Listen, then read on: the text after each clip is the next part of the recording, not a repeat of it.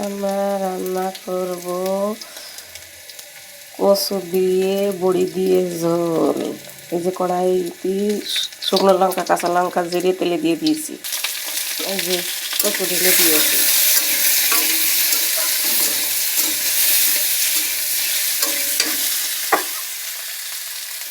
ওই যে লবণ দিয়ে দিয়েছি। আমরা চৈত মাস আছি তো তাই আমরা হলুদ খাচ্ছি না, লবণ হইলে তরকারি রান্না করছি।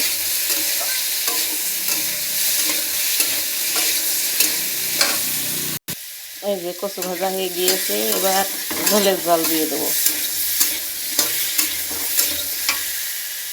এই যে ঝোলের জল দিয়ে দিয়েছি, ফুটে উঠেছে। এবারে বড়ি ভাজা কটা দিয়ে দেবো।